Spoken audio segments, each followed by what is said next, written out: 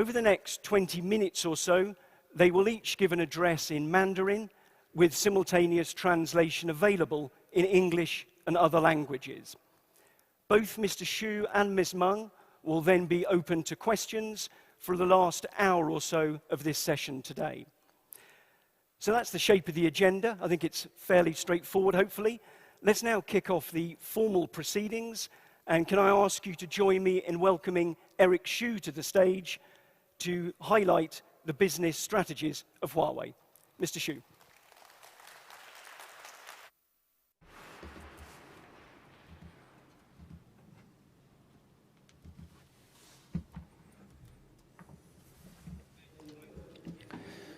Ladies and gentlemen, friends from the press, good evening, good afternoon, good morning.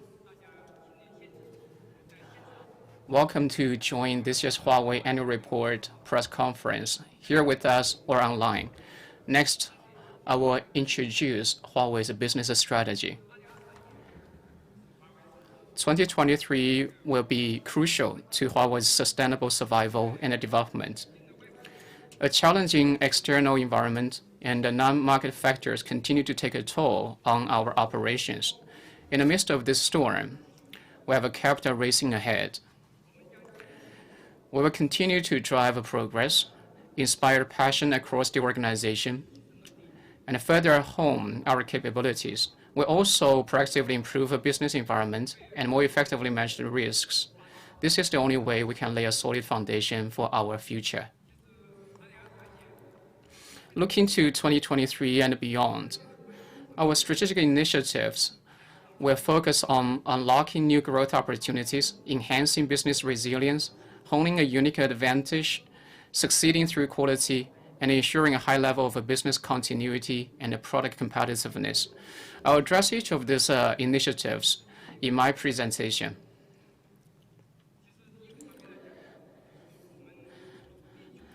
First, we will work to enable digitization, intelligence, green development of industries to unlock growth opportunities. Countries around the world have turned to developing their digital economy as a key counterweight against economic downturn. Digital economies are now in full swing, and an intelligent economy is right on the horizon. The global push for green development is driving another round of revolution in energy and electrification. These developments will open up abundant growth opportunities for Huawei. We estimate that by 2027, our addressable markets will exceed $1 trillion. The global economy is progressing along several tracks. Mechanization, electrification, automation, informatization, digitalization, intelligence, and green development. Naturally, countries at different stages of development will choose different paths as they build up their digital economy, just as different industries and organizations will choose the path that works best for their digital journey. In some cases, opting for the most advanced technology is not necessarily the best solution, and Huawei will put customers' needs front and center, providing them with the right technology for the right scenario at the right time and with the right model, following the shortest route to market. For this purpose, we have established multiple industry-focused teams, including for finance, mining, government and public services, transportation including airports, railways, roads, waterway, and ports, as well as electric power. As independent units, these teams delve deep into the needs and the challenges of their target industries and collaborate with partners to create industry-specific solutions by leveraging our technologies and capabilities. We aim to become the preferred partner for industries as they go digital, intelligent, and green. And in doing so, we can pave the way for our own long-term growth too. Second, we continue to optimize our business portfolio to improve resilience. Optimizing business portfolio is an effort we have continued over the years, which now covers a mix of ICT infrastructure, smart devices, Huawei cloud, digital power, and intelligent automotive solutions, backed by technological support platforms like 2012 laboratories and HiSilicon. This portfolio includes our well-established business domains and new, more pioneering domains. Some are developing stably while others are growing rapidly. Some rely on advanced process and others don't. Some are hardware-centric while others are software-centric. In terms of structure and growth potential, they constitute a resilient business portfolio, forming a solid basis for Huawei's sustainable survival and development. Thirdly, this is the differentiation that Huawei has versus all the competitors or peers in the industry. We strengthen the synergy between chips, software, hardware, devices, network, and the cloud to build a differentiation and a competitive advantage. Through years of concerted effort, we have built relatively strong competitiveness in business domains, and we have a good reason to believe we'll maintain this edge for the foreseeable future. But given our inability to access advanced process, we need to keep exploring ways to further enhance our products and services for long-term competitiveness. We have the most comprehensive set of technologies in ICT, and I think that this is our unique advantage. We will step up integrated innovation across tech domains, namely chips, software, hardware, devices, networks, and cloud, to ensure every bit of data can be collected, transmitted, processed, and presented in an optimal way, delivering the simplified architecture, high quality, optimal costs, and a unique experience is our goal. We're working hard to optimize network performance, network power consumption, consumer experience for devices and intelligent vehicles, cloud resource utilization, cloud application performance, O&M efficiency, and service capabilities. In these ways and more, we are creating new value for our customers. We'll keep honing our capability, bolstering leadership of our products and solutions into the future. Next one is succeeding through quality. Aiming for high quality is a part of a Huawei culture. Through decades of hard work, the Huawei brand has become a byword for high quality in the ICT industry. External restrictions are now our new normal. It's more important than ever that we commit ourselves to maintaining this reputation and winning with high quality. To this end, we need to further strengthen total quality management based on ISO 9000 standards and implement strategy-driven, all-hands, and full process quality management across our entire value chain in alignment with our customers' needs. We need to move forward two end-to-end tracks to build a truly end-to-end quality management system, incorporating quality requirements into all business processes and providing our customers with quality products and services to win over customers and gain their trust. One track is customer-driven, from customer needs to customer satisfaction, and the other is a strategy-driven, from a strategy development to execution. These quality requirements don't stop at the products, services, and contracts, but also cover cybersecurity, safety, and operational compliance. In addition, we need to extend our quality management mechanisms and requirements to every part of the supply chain that we've restructured over the past few years. We need to invest more and improve quality together with our suppliers in order to deliver high quality to our customers. We also have heavy R&D investment to ensure a high level of a business continuity and product competitiveness. Our business continuity touches upon multiple aspects, including the continuity of our supply, product development, manufacturing, and IT systems. Through years of hard work, we have made significant progress in component replacement, board redesign, operating systems, databases, product development tools, CRM, ERP, PDM, and MES. In these areas, we have what's needed to keep going, but there are still gaps in terms of leadership, ease of use, and long-term sustainability. Going forward, sustaining, even increasing R&D investment in these areas will be crucial for us to ensure a high level of business continuity and fuel non-stop innovation. Our efforts in architecture restructuring, systems engineering, and better designs will take the competitiveness of our products to new heights. As long as we maintain a high level of business continuity and deliver competitive products, we can ensure Huawei's sustainable survival and development. In 2023 and the coming years, sustainable survival and development will remain a strategic focus for Huawei. Today, I think that's also an area all customers, all industry peers, and all Huawei employees keep a close eye on. All the 5 strategic initiatives are also things we're going to work on for the future. Today, Huawei is like a plum blossom. Plum blossoms tend to grow sweeter from a harsh winter's freeze. While it's true that we have considerable pressures ahead of us, we still see opportunities to grow a resilient business portfolio, a unique competitive edge, the trust of our customers and partners, and the courage to invest heavily in R&D. We're confident in rising above any challenge, laying a solid foundation for sustainable survival and development. Thank you. Thank you very much. Can I now invite onto the stage Huawei's Chief Financial Officer, Sabrina Meng.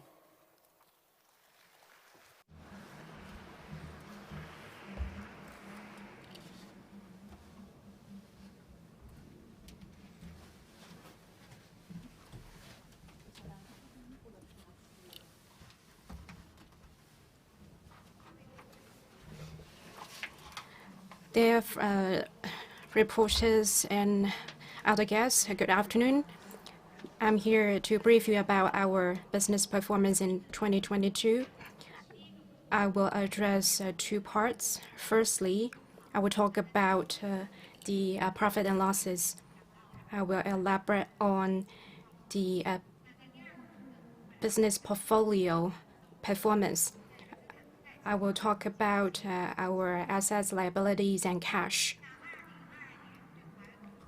You know, the year 2022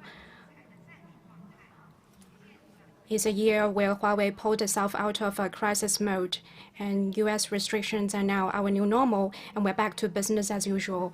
I would like to thank all of our partners for your support, including customers, consumers, suppliers, and ecosystem partners. In terms of the revenue, in 2022, we recorded 642.3 billion RMB, on par with 2021. Our net profit was 35.6 billion RMB. Our net profit margin was 5.5%. This was a low point in Huawei's history. However, we have made intensive R&D investments, and given that and the declining net profit, our operating cash flow dropped to 17.8 billion RMB. By the end of 2022, our cash reserves were 176.3 billion RMB, which was sufficient to support our business operations and risk management. All in all, we still faced operational pressure in 2022, but our financial results were in line with forecast, and we maintained a solid financial position. With this slide, I would like to touch upon the performance by the different product-based segment. First of all, the ICT infrastructure, it grew steadily, and its revenue reached 354 billion RMB.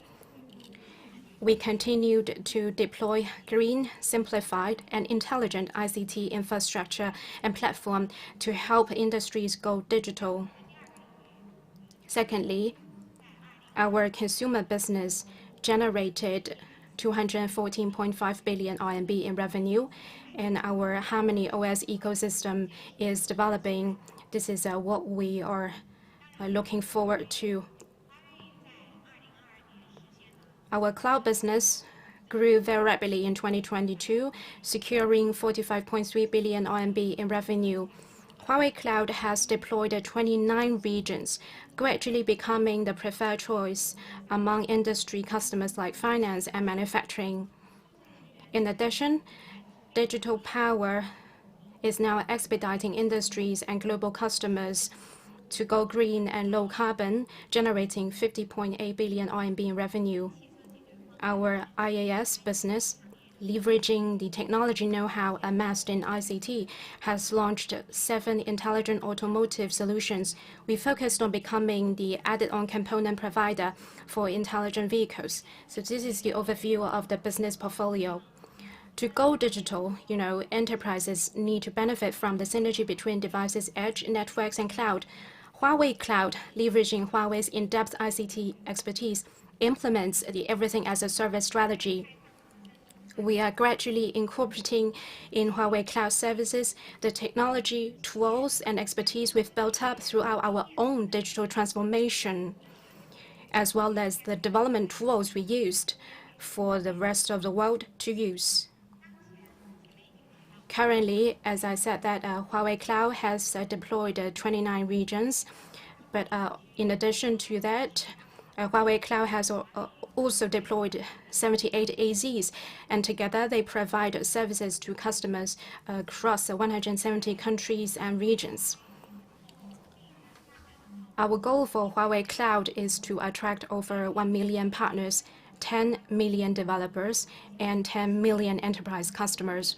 We are working hard to become the cloud foundation and enabler for enterprises going digital. To better understand the needs of different industries, we have established industry-focused teams such as mining, government services, electric power, finance, and transportation, including airports, rails, roads, waterways, and ports, to facilitate digital and intelligent transformation across the industries.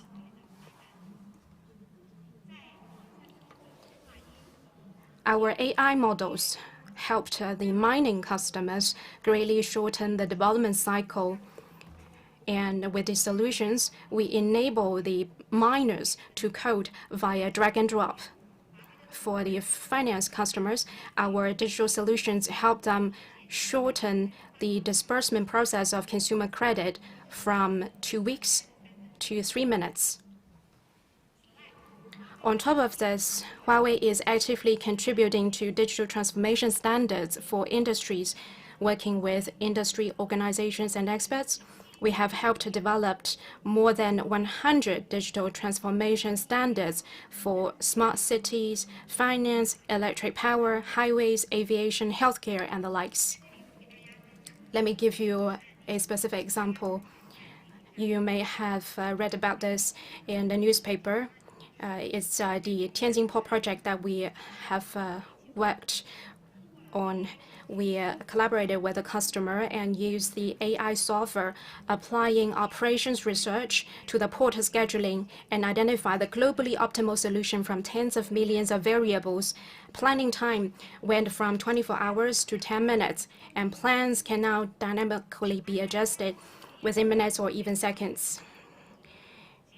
As of the end of 2022, Huawei Digital Power has helped our customers generate 695.1 billion kilowatt-hours of green power and reduce energy consumption by 19.5 billion kilowatt-hours, roughly the same as planting 470 million trees. In Gonghe County of China's Qinghai Province, we worked with Huanghe Hydropower Development to build the world's largest renewable energy base for wind, solar, and hydropower. In this project, more than 7 million PV modules were deployed for the 2.2 gigawatt PV power station, which can produce nearly 5 billion kilowatt-hours of clean electricity every year. In this project, we provided digital transformation solutions, which helped the customer improve O&M efficiency by over 50%. So far, I have covered the business performance of the company and also the overview by business portfolio. Next, let me talk about the balance sheet and also the cash that we have maintained. By the end of 2022, our liability ratio was 58.9%, and we continue to maintain a robust capital structure. By year-end, our net cash balance was 176.3 billion RMB. We have sufficient cash reserves. In 2022, Huawei's balance of total assets reached about 1 trillion RMB, which was largely composed of cash, short-term investments, which are very liquid, and operating assets. They are testaments to the financial resilience that we have maintained. Let me continue with the R&D spend. As you see, R&D investments have been maintained at a very high level. In 2022, our R&D spend was 161.5 billion RMB, 25.1% of the company's annual revenue, reaching a record high. The continuous and heavy R&D investment made it possible for us to complete component replacement, board redesign, and the OS and database development.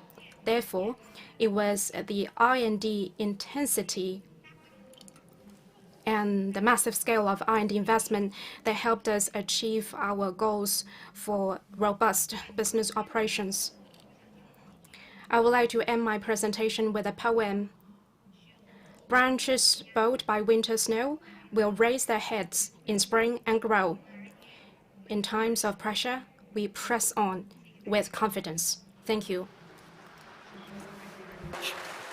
If I can ask you to remain on stage, and I'll also invite back on to join us Eric Xu, and also Ken Wang, our interpreter for today, because that completes the first part of this event. And we now, as I indicated earlier, have around about an hour for questions and answers. Some familiar ground rules, please, before we start.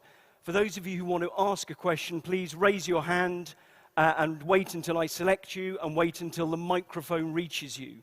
And then if you could, give us your name and your organization so that everyone knows who's speaking and who's asking the question. Also, it's important that the questions are in English or Chinese for the sake of our interpreter. And finally, one question per journalist, please, so that we can get through as many questions as possible in the time that we have available. Our interpreter will, of course, repeat the questions, translate them, and do the same for the answers. So let's start. Any volunteers for the first question, please? We will go to, there's a gentleman about halfway back in a grey top, in the middle on the left here. 谢谢。央视财经记者王建波提问啊，我想问孟总，有一个问题就是，自回国之后啊，1年半的时间里，您的工作、包括生活、包括心态，都出现了一些怎样的一个变化？另外呢，从刚才咱们的数据中可以看到，除了收入以外，咱们的利润，还有现金流等数据的话，都是出现下滑的。这背后是什么原因呢？最后一个就是怎么理解您刚才所说的，华为的财务状况持续稳健？谢谢。 From CCTV, this is a question to Ms. Meng. It's been almost 18 months since you came back to China. What have been the changes in your work, life, and mindset? In addition, in your presentation, we noticed that Huawei's profits and cash flow both dropped in 2022. What were the reasons behind? And how should we understand it when you said the company's financial position continued to be stable? 谢谢你的提问首先我来回答您的第一个问题。那在去年，在类似的问题中，我谈到去年我的主要状态是学习。那在过去的这1年，我和我的团队，深刻地去理解客户的需求，积极去寻找解决方案，助力客户的数字化转型。Thank you for the questions. Let me take the first question first. I remember last year I said. A key word for me was learning. That's true throughout 2022. Over the last 12 months, together with my team, we worked to deeply understand customer requirements and look for and deliver solutions to help our customers digitally transform themselves. 知不足而奋进，望远山而力行。如果要用一个词来形容的话，我想今年的主题词应该是信心。 We start to work hard once we know the areas we need to improve. We start to take on the journey once we know where the objectives are. I think for the last year, another keyword I want to use is confidence. 只要我们持续奋斗，永不言败，我相信我们付出的每一分努力，我们所经过的每一寸光阴都不会浪费。我们不一定能够成功，但是我们向死而生。 怎么能够不成人 As long as we keep working hard as long as we don't lose faith. I believe all the time and efforts we put in won't go wasted. We might not be successful in the end, but being placed in a fatal impasse, we have no other option but going all out with all hands on deck. Then why we can't fight a way out? 关于您提到的第二个问题，华为的这个财务的盈利情况下滑的原因，我在刚才的报告中已经提到了，主要是我们整体的经营利润在下滑，以及我们与此同时的研发投入在加大，这是造成我们整个经营盈利能力下滑的一个主要原因。As for the second question regarding the decline of Huawei's profits last year, I already mentioned in my presentation.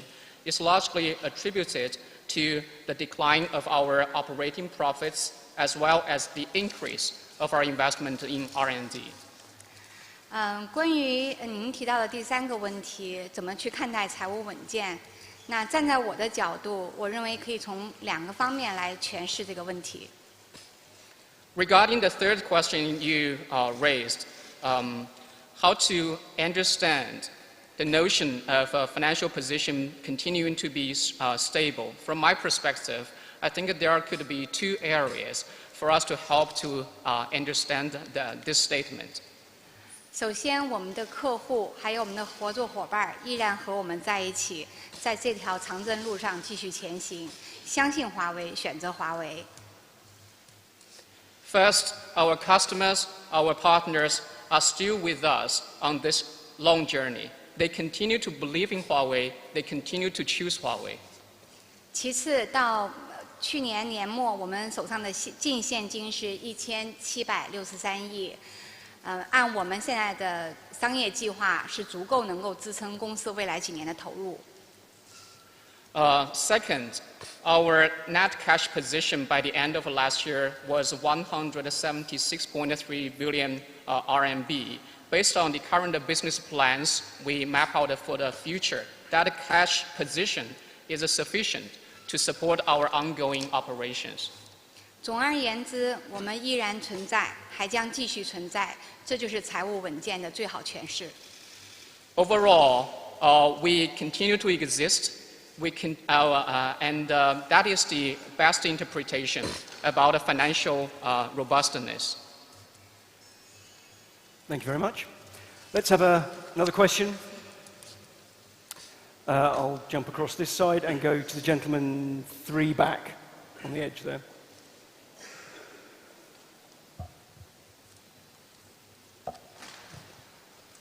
Hi, David Curtin from Reuters. Eric, there were remarks from you reported recently about Huawei having made breakthroughs in EDA tools for chips of 14 nanometers and above. Can you explain a little bit what that means for Huawei's business lines? And can you tell us any more about other progress you've made in overcoming the issues of chips? Thank you. 路透社记者，Eric 最近有一篇您的演讲曝光，表示华为在14纳米及以上芯片的 EDA 方面取得了突破。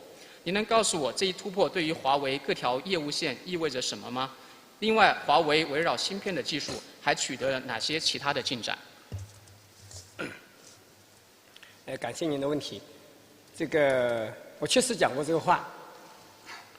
Thank you for the question. Indeed, I made those remarks. 但是我要澄清一下，不是华为解决了14纳米以上的 EDA 根据问题，是华为和产业的这个伙伴一起解决了14纳米以上的 EDA 根据的国产化问题。But I want to clarify a little bit. It is not Huawei that resolved the EDA tools for chip design at 14 nanometer and above, but rather Huawei and its partners working together to deliver domestic EDA tools needed for the chip design at 14 nanometer and above. 解决14纳米以上的这个 EDA 根据的这个国产化，对我们各个业务并不意味着啥，它只意味着这个在中国未来任何芯片设计公司，它可以用国产化的 EDA 根据来设计芯片。delivering domestic EDA tools for 14 nanometer and above, I think it means very little for Huawei's own business lines. It only means that the chip design companies in China can have China's own EDA design tools as they design chips in the future. 当然，讲到半导体领域来讲，讲到芯片领域来讲，这是这几年全世界最热门的话题。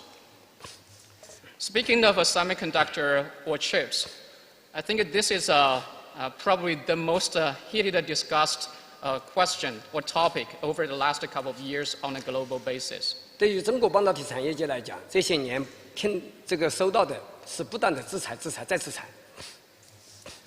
For China's semiconductor industry, what we have seen over the last couple of years is a continuous stream of sanctions. 我想中国的半导体产业界也不会坐以待毙，肯定会自救、自立、自强。And I believe China's semiconductor industry will not sit idly by, but take efforts to take efforts around self-saving, self-strengthening, and self-reliance. 对华为来讲，我们支持中国半导体产业界所有的这个自救、自立、自强的这个相关活动。For Huawei, we will render our support to all such self-saving, self-strengthening, and self-reliance efforts of the Chinese semiconductor industry. 我相信中国半导体产业会在制裁中重生，真正实现自立自强。And I believe China's semiconductor industry would get reborn under such sanctions and realize a very strong and self-reliant industry in China. Thank you. Thank you very much. Another question here in the room. I'll come to the gentleman in the glasses in the second row, I think, here.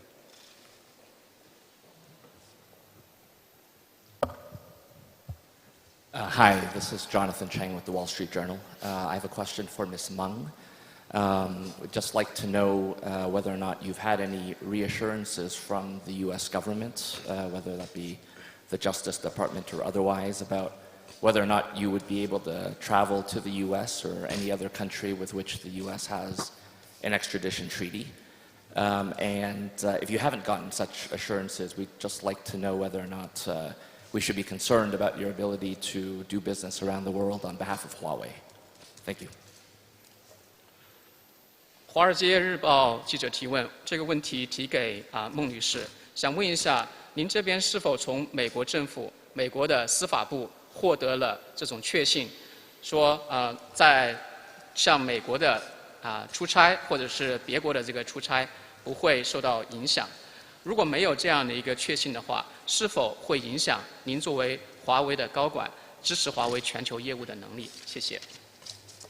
那谢谢你的提问。随着法官批准检方的撤诉申请，我的个人案件已经画上了一个句号。Thank you for the question. As a prosecutor's request of dismissing the indictment was approved by the judge, the personal case of mine was already over. 华为服务了全球170多个国家。那我们的每一位员工都会根据工作的需要以及工作的计划来安排全球旅行和出差。Huawei provides services in more than 170 countries and regions around the world. Every Huawei employee would arrange their global travel based on work requirements and plans. 我和我的团队都会在工作中忠实履职。服务于我们的业务，服务于我们的客户。谢谢。For me and my team, we will faithfully fulfill our responsibilities at work, providing services to our businesses and our customers. Thank you. Thank you. Another question, please. I will go. Sorry, I've picked 3 men so far. I'll pick the lady in pink on the left-hand side here. 3 or 4 back, I think. 谢谢新华社记者提问。华为一直保持了高强度的研发投入。我想请问一下，华为在先进技术领域还有哪些的技术布局？另外呢，就是华为对于5.5G 的落地有怎样的期待？现在在6G 的研发当中有怎样的成果？未来华为将在这个6G 的研发当中呢，扮演怎样的全球化的角色？谢谢。From Xinhua News Agency, Huawei has maintained a high level of R&D investment as a percentage of revenue. Currently, what advanced technologies you have in the R&D pipeline? What expectations Huawei has regarding the deployment of a 5.5G? And what are the progresses and the results in relation to Huawei's 6G innovation? What kind of a role Huawei is expected to play in 6G on a global basis? 华为在所有涉足的业务领域，都在面向未来进行继续研究和开发。要在这里讲清楚，可能要讲几天。In all the business domains that we work on, we have been working on technology research and development. To give you a very clear picture of those, I think it may take several days. 但面向通信领域呢，我们重点在推进这个5.5G、F5.5G 和 N5.5G， 就是网络5.5G。But if you narrow that down to the communications industry, our focuses include 5.5G for mobile communications, and then F5.5G and N5.5G. 第一个方向呢，我们跟全球的同行去构筑各个5.5G 的标准。First, on 5.5G, we work together with the industry peers to define standards for 5.5G. 然后攻克我们希望5.5G 达到目标的所有的技术。And we also work together to try to overcome technologies that are needed to support use cases of a 5.5G. 然后开发5.5G 的产品，并希望在2025年左右开始在全球部署。We also work on the development of a 5.5G products with the hope that these products can start to get deployed around the world starting from 2025. 我们希望通过5.5G 的这个各项技术和产品的部署，能够让消费者在移动场景下、在家庭场景下以及在办公场景下的整个体验能够有大幅的提升。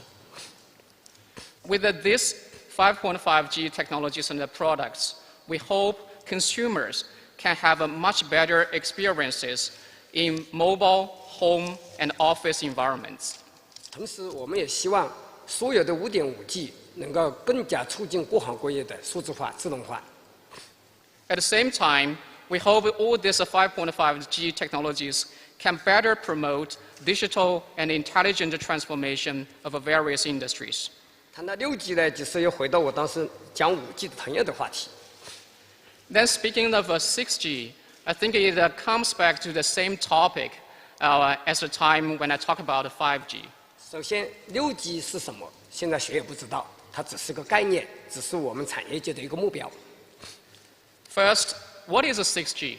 I think nobody can give a clear answer right now. It's just a concept or an objective for the mobile communications industry. 在5G 的时候，我也讲过同样的一句话。At the time when 5G was about to come, I said the same thing. 所以，华为现在跟整个产业界一起，在定义6G 是什么。Therefore, right now, Huawei is working with the entire industry trying to define what a 6G is. 当然，我们现在也在围绕6G 有可能要用到的技术，在进行研究、进行验证。Of course, we are doing research and verification of technologies that might be used for the future 6G. 但是6G 何时到来不清楚。按照移动通信的规律的话，应该在2030年以后。But when 6G would come is not yet clear. But based on the history of mobile communications, we estimate 6G would be available after the year of 2030. 如果我们消费者的这个应用需求没有大的需求提升，然后我们各行各业对移动通信网络的需求没有大的提升，也许6G就不要了。If the consumer's demand for applications do not improve or change in a very big way, if the industry's demand for mobile communication networks do not change or improve substantially, maybe 6G may not be needed. 因为没有需求就没有人愿意投资，因为没有回报，所以说也许我们长期生活在5.5G 的年代也是正常的。Because once there is no demand, no companies would be willing to make the investment for the lack of a compelling return on investment. If that's the case, it could be very natural for our industry, for society to stay in the future 5.5G era. 但是全球产业界，特别是运营商，我们设备供应商还是希望6G 到来，否则我们没有增长了，然后你们都不买手机了。But the whole industry, especially telecom operators and equipment vendors such as ourselves, all hope that a 6G would arrive someday. Well, otherwise, there would be no growth potential for our industry because consumers like yourselves won't be buying new phones. 你看现在就是大家换手机，趁原来周期是2年，现在过渡到3年，所以中国的消费电子，尤其是手机需求大幅下降，全球大幅下降。所以说，大家还是希望有个6G 到来，但是能不能到来，何时到来，还要到2030年以后，也许你能够得到回答。The duration for consumers to change their mobile phones used to be 2 years, and now it's 3 years. We have seen significant drop of demand for consumer electronics, especially smartphones in China, and that's also the case on a global basis. Therefore, we truly hope that 6G can come, even though we are not clear whether that will come and when that will come. Maybe 6G will only come after 2030. Thank you. Thank you. I mentioned we were joined by a number of journalists online, so let's take an online question if we can. Can I go to, there's only 2 with their hands up, I think. Nikkei Asia, Laoli Lee. Hi, can you hear me? We can indeed, yes. Thank you very much for taking my question, which will be focused on the supply chain management related, especially on the semiconductor front. Could you please elaborate on your details of your progress on the chips and component replacement? And can you share a little bit light on your current inventory level with us? Thank you.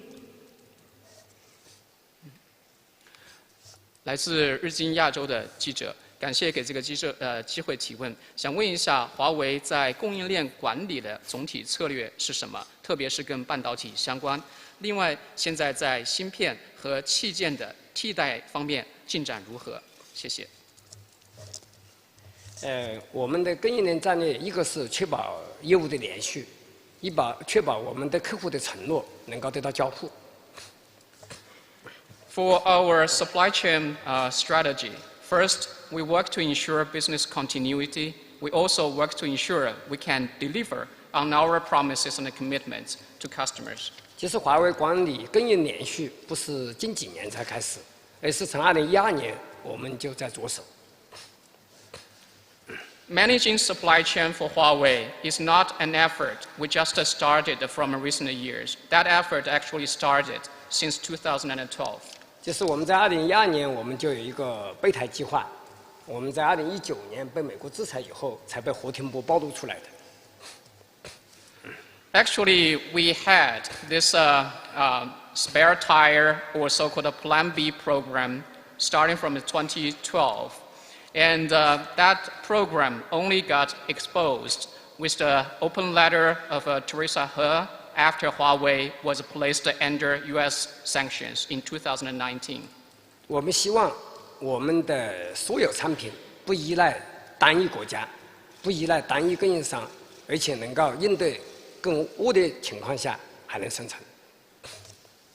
Our hope is for all of Huawei products, we would not rely on any single country or any single supplier, and we would have the ability to continue to supply to the market even under very challenging circumstances. 所以说，从2012年开始到现在，我们不但在为了我们业务的这个连续，为了我们能够确保跟客户的稳定供应，我们做了大量的器件替代、大量的单板开发，其实是一个累计的结果。Since 2012 till today, we have been working non-stop on business continuity and on a stable supply to our customers. And as part of that effort, we have been working on component replacement and circuit board development. That's actually a cumulative process. 未来努力的方向还是确保我们能够连续供应，确保我们能够持续能够交付对客户的承诺。As for our future directions, it remains the same, which is to ensure supply continuity and ensure our sustainability of delivering our promises to customers. Thank you. Okay, back in the room.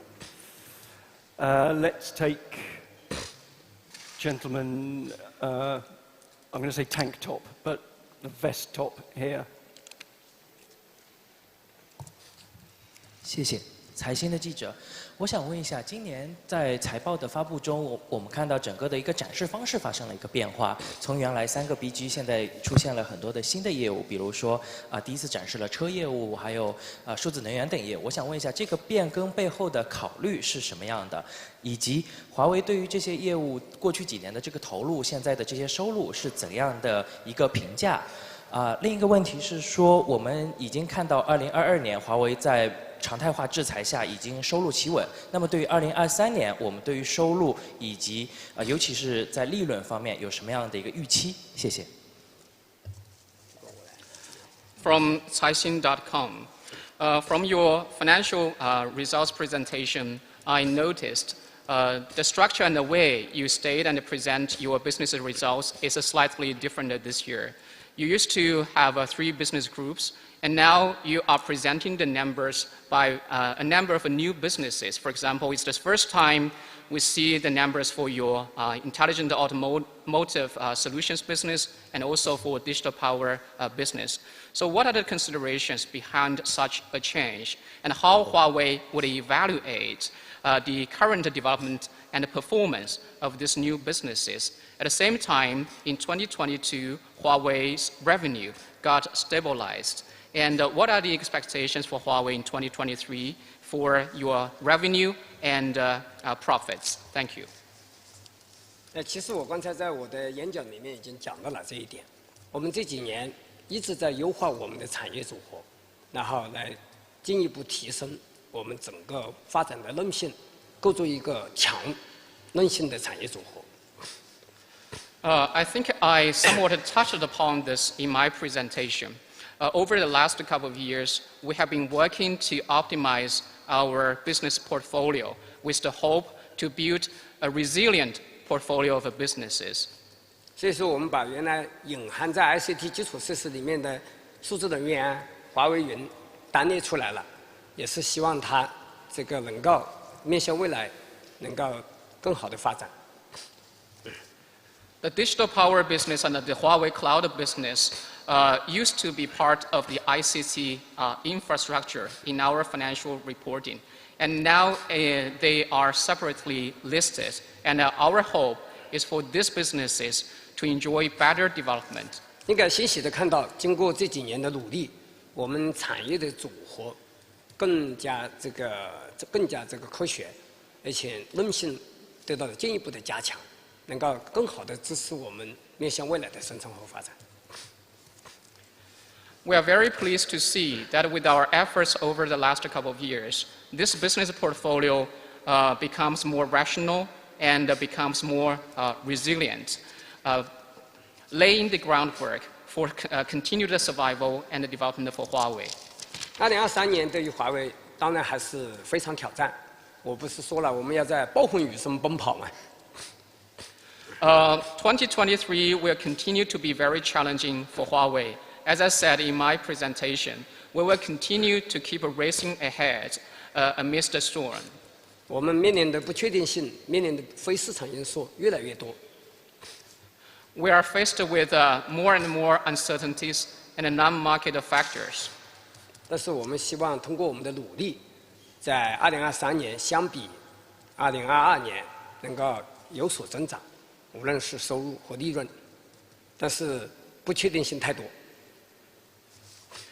But we hope through our own efforts, we can somewhat grow our revenue and profits in 2023 in comparison to 2022. But still, there are too many uncertainties along the way. 具体结果，我想在明年的今天你能看到。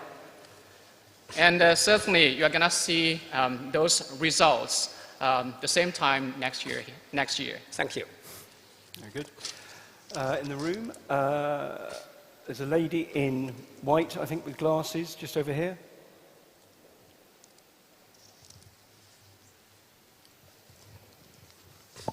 谢谢管理层。南华早报记者提问，我想请问一下，华为手机芯片这一块的国产化进程现在是进行到哪一步？然后另外想问一下，华为手机什么时候可以重新搭载就是5G 芯片，以及什么时候开始重新生产5G 的手机？另外就是想了解一下终端业务接下来的一些新的计划，谢谢。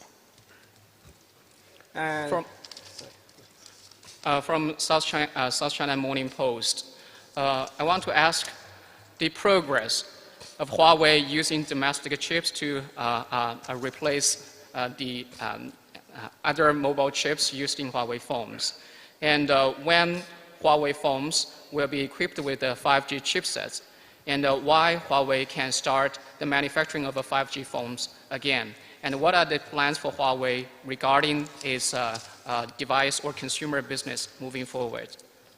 大家都清楚，我们的手机业务是被制裁影响最大的业务，从原来全球第2，或者说余承东经常吹牛的第1，现在到了20。We all know the mobile phone business of Huawei has been hit the hardest under the sanctions. We used to be number 2 on a global basis, or according to Richard Yu, we were number 1. But now we are in the category of others. 所以这个现在美国商务部只许可了这个4G 手机芯片，所以说我们只能造4G 手机。The U.S. Commerce Department only grants licenses for 4G mobile chips. As a result, we can only produce 4G phones. 由于我们在摄像、在折叠屏、在这个体验各方面不断的这个努力、不断的进步，对吧？这个看来还是有人愿意买这种4G 手机。And because of our efforts, and because of the progress we have made in camera, in foldable screen, and in user experience, still there are consumers that are willing to buy Huawei's 4G phones. 你看我这个是一个 Mate X3，是一个4G 手机，但是折叠屏能够做到跟普通手机一样的质量。对。Take this Mate X3 for example. It's a 4G phone, but even it's a foldable screen phone, the weight of it is similar to a regular smartphone. 如果要期待买到华为的5G 手机，要等待美国商务部的批准。它能够许可5G 芯片给我们，我们就能生产5G 手机，而且还能做成折叠屏。If consumers want to buy 5G phones from Huawei, we may need to have the approval from the U.S. Commerce Department. If they can grant licenses for 5G mobile chips, and then we might be in a position to produce 5G phones, and actually 5G phones with foldable screens. Thank you. Thank you. Question in here. Someone frantically putting their hand in the air on the left-hand side here, at the end of the row. 你好，我是那个南方日报的记者。我想提问一下，就是关于华为的经营，确实是最近这些年面临比较大的挑战。那这个是否对华为的招聘有影响？华为也曾经提出要吸引这个全世界世界级的人才。那目前华为在人才引进和培养方面有没有什么思考和计划？谢谢。From Nanfang Daily, Huawei's business operation is under significant challenges, whether that would affect Huawei's recruitment. And Huawei once said the company aspires to attract world-class talent from around the world. So what are your thoughts and plans in relation to talent acquisition and development? 确实是这样的。华为的经营承受了非常大的压力，这个压力来自于刚才徐总提到的终端的收入规模在下滑，也来自于整个全世界大宗商品的价格的上涨，同时也来自于我们自身为了业务连续性所加强的研发投入。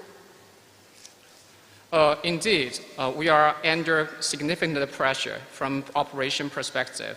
And that pressure comes from, as Eric mentioned just now, continued decline of our revenue from the device business, increase of commodity prices, and also more investment in R&D as part of our business continuity program.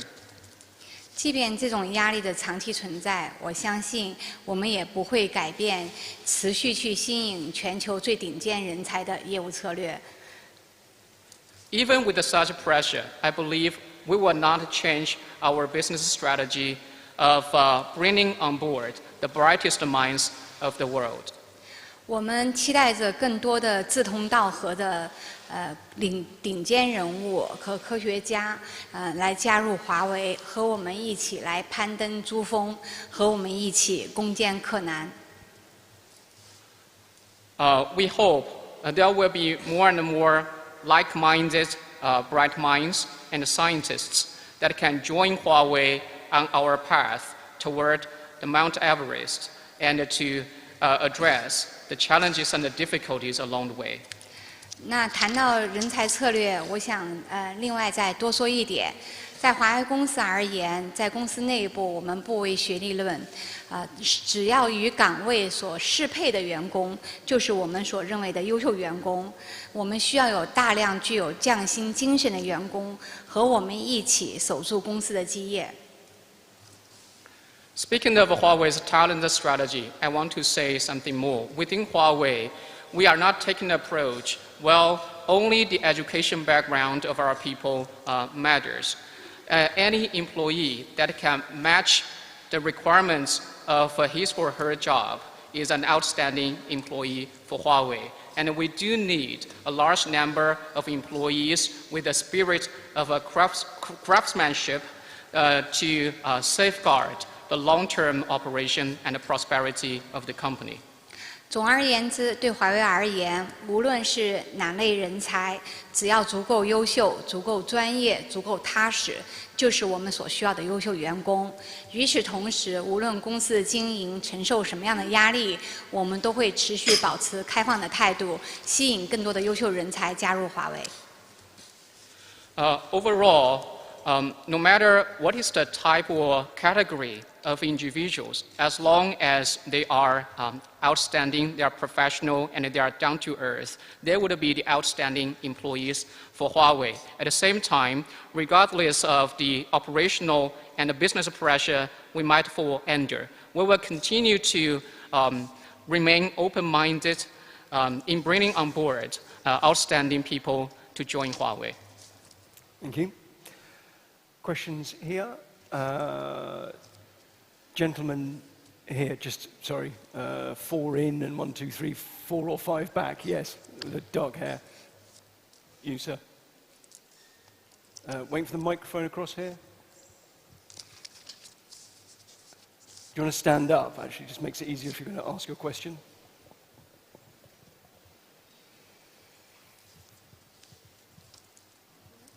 Yeah, gentleman here. Is it a gentleman? I'm assuming it's a gentleman. Yeah, thank you. I'm 読売新聞想下。日本读卖新闻提问，就是我们向孟女士提问，然后您是4月1号即将就任这个轮值董事长，然后您对之后的这个就是就任轮值董事长之后的是怎么打算的？然后另外是，在鉴于18到20年之间，您在加拿大这样的一个不幸的经历，然后现在有一部分投资人可能会认为您就任轮值董事长之后呢，可能美国对华为的管制会加剧，然后对此您是怎么看待的？谢谢。This is a question to Ms. Meng. Starting from April the 1st, you are going to take your turn as the rotating chairman of Huawei. What are your plans after taking this role? At the same time, due to your unfortunate experience in Canada between 2018 and 2020, some investors are concerned that this may lead to strengthened restrictions from the US government on Huawei. And what's your thoughts and what Huawei would do to address it? 谢谢你的提问。首先，我想说明的是，华为公司的治理章程已经明确了，我们是体制的接班、制度的接班，不是某个个人的接班。整个公司是在集体领导下奋勇前行的。公司是不会把我们整个集体的命运系于某个个人的身上。对我们而言，我们非常明确的约定了，是一张蓝图绘到底。Thank you for the question. As clearly stipulated in Huawei's corporate governance charter, the succession at Huawei is the succession with the systems, with the institutions. It's not the succession of individuals. The company is moving forward under collective leadership. The company will not place its future on any single individual.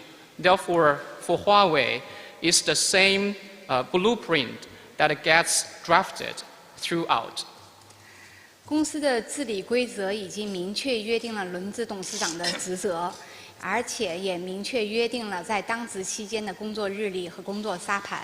我和其他的2位轮值董事长是一样的，我们都会按照治理章程的约定忠实履责，例行开展工作。同时，我们的工作也受到了公司董事会、常务董事会以及监事会的监督。The governance rules of the company already clearly spell out the roles and the responsibilities of the rotating chair, as well as his or her working calendar and priorities. So for me, like the other 2 rotating chairs, I will follow what's written in the corporate governance charter, fulfill my responsibilities faithfully, and conduct my work on a routine basis. At the same time, the responsibilities and the rights of the rotating chair are also subject to the checks and the balances of the company's board of directors and its standing committee, as well as subject to the oversight of the supervisory board. 作为一家企业，我们没有办法去改变地缘政治，我们也没有办法去改变我们的生存环境。我们只有努力去适应这个环境，尽最大的努力做好自己。谢谢。As a company, we don't have the capacity to change geopolitics or the environment we live in. The only thing we can do is to adapt to that environment and do everything we can within our capacity, trying to deliver what we can do. Thank you. Thank you. Another question? I'll take the lady on the far left. 您好，搜狐科技记者提问。想问一下徐总一个关于汽车业务的问题。最近那个 ITO 的宣传物料变更为了华为问界，有人认为华为这是想亲自下场造车了，不知道华为公司怎么样看待这样的言论？然后包括未来华为汽车业务的3种模式将如何进行发展，是否会更聚焦于智选车？谢谢。From Sohu.com, I have a question to Eric Xu regarding Huawei's vehicle business. Recently, we've noticed that the marketing collaterals for ITO got changed to Huawei Wenjie. Some people interpret it as Huawei's intent to make its own cars. What's your comment? And what are the future plans for Huawei regarding its various parts of the automobile business? Whether the company would focus more on the Huawei Smart Selected Car business? 现在来回答这个问题，就比我原来想象的简单得多了。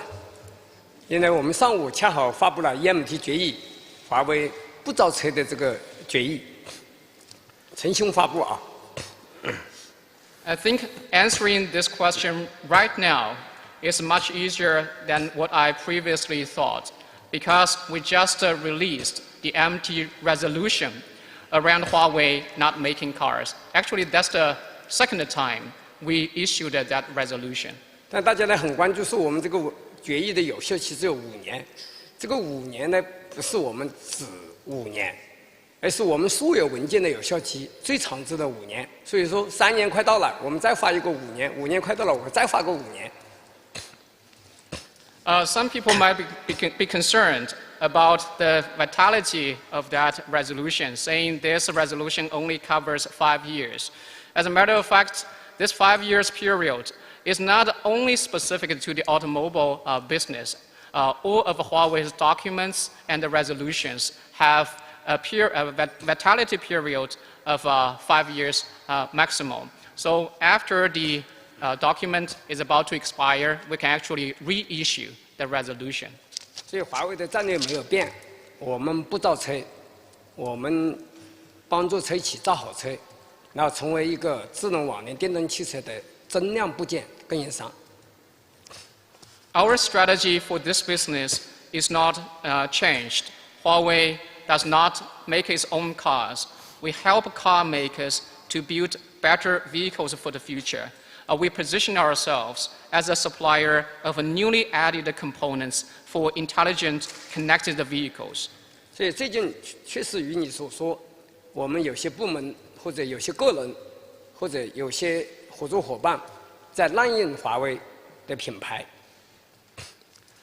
Recently, as you said, some departments, some individuals, or some of our partners were abusing the Huawei brand. 这件事情本来一直在查处过程中。We are actually in the process of finding out who is accountable. 华为经过30多年构筑的这个品牌，我们不会被随意被滥用。The Huawei brand has been built over the last 30 plus years, and we will not allow our brand to be abused. 华为没有造车，也没有任何品牌的车。Huawei does not make Huawei cars, and there is no any Huawei branded cars. 我们在这一次的这个文件里面，也对品牌的问题也进行了这个明确的要求，严禁华为品牌出现在任何这个汽车品牌前面，或者作为汽车品牌。In the resolution we just released, we also had very clear requirements regarding the use of a Huawei brand. It is prohibited for Huawei brand to appear together with any car brand or appear on the exteriors of vehicles. 我们会对我们所有的这个旗舰店、销售店和宣传的物料进行清理和整顿。We will take actions that will cover all the flagship stores, retail stores, as well as marketing collaterals to ensure this resolution gets executed. 使之回归到我们战略上来，回归到我们的定位上来。And our strategy and our positioning will come back. 谢谢你这个问题。And thank you for that question. Thank you. Another question? The gentleman here.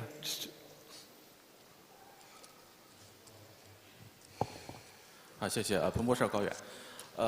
任总在之前一个讲话里面讲到说，过去的3年，华为在这个重新设计了13000多个这个各种元器件和将近4000多个这个电路板。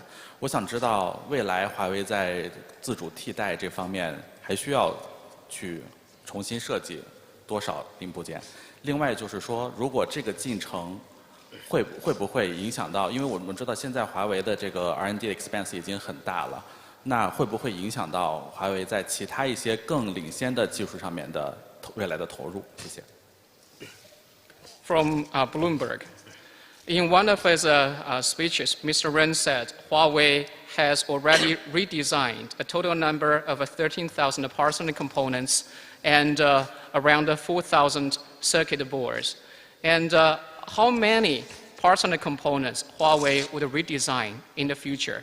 And whether that effort would affect some of the businesses or technologies that Huawei is enjoying leadership right now, considering the massive R&D expenses the company already has.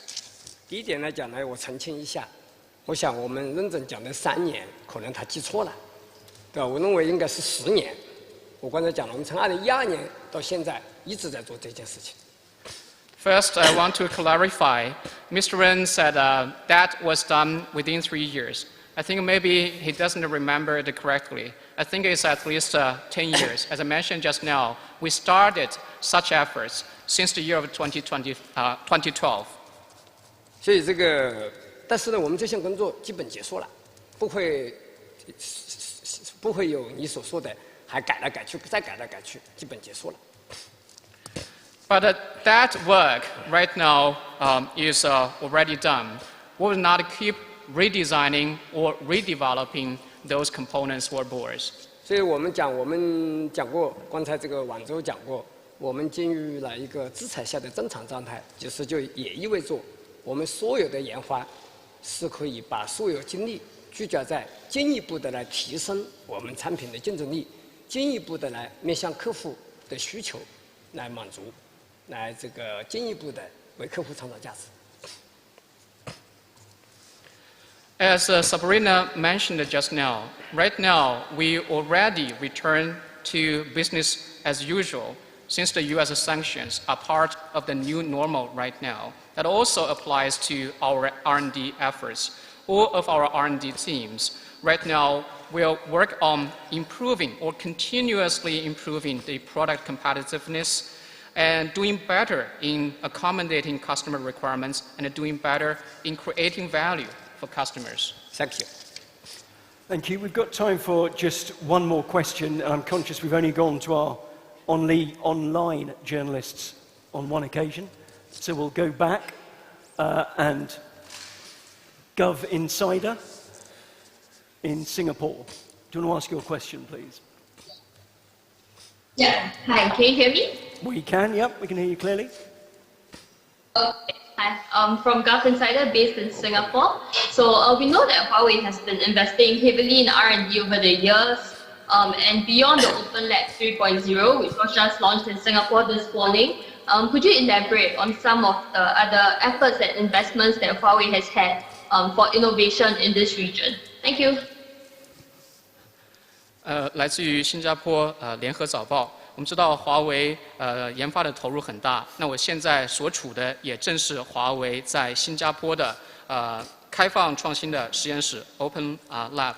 所以我想问的问题就是华为在亚太这一块整个的投入的精力以及投资的情况，能不能介绍一下？谢谢。很高兴能够看到您在新加坡的华为的 Open Lab。I'm very pleased to see that you right now are in Huawei Singapore Open Lab. 我听说我们是刚升级到 Open Lab 3.0。I heard we just got an upgrade to Open Lab 3.0. 我们的 Open Lab 不仅仅在新加坡，我们在全球很多国家都建立了 Open Lab。As a matter of fact, not just in Singapore, we have set up open labs in many countries around the world. 这是我们为全球所有的合作伙伴、所有的客户提供的一个开放平台。This is an open platform that that is made available to all of our customers and partners around the world. 以使得我们的合作伙伴和客户更好地利用华为所提供的技术和能力，来构筑面向各行各业的解决方案。The idea is to help our partners and customers to leverage Huawei technologies and capabilities in developing competitive solutions for various industries. 我们非常欢迎我们的客户、我们的伙伴到 Open Lab 来，跟我们一起来共同探讨他们的需求，探讨解决方案，这种能够打造一个真正满足我们客户的需求的，能够解决客户问题的，能够跟客户带来价值的解决方案。We welcome all our partners as well as customers into this Open Lab facilities. And we also welcome joint discussions with Huawei around the requirements and the possible direction of a solution so that we can truly deliver solutions that can address customer needs, that can address customer problems, and that can deliver value to customers. 我们面向亚太各个国家和我们所有的客户伙伴的承诺不会改变。Huawei's commitment to various countries, customers, and partners in the APEC region will not change. 而且我们在亚太，无论是研发还是其他方向上的投资还会增强。And we will continue to strengthen our investment, including in R&D and other areas in the APEC region. 谢谢。Thank you. Thank you very much. I'm afraid that is all we've got time for today. I know there are other people wanting to ask questions. Apologies, but our hour is up. I just want to pass on sincere thanks to Mr. Xu and Ms. Meng, and also, of course, our interpreter, Ken Wang, and all those behind the scenes, and also to those of you who asked questions, and indeed those who didn't and attended today, either here or online. Thank you for coming along. And before you go, we would like to take this opportunity just to invite you to come back again for another upcoming event, and that's the Huawei Global Analyst Summit, which will be back here on April the 19th and 20th. Thank you very much, Mr. Xu.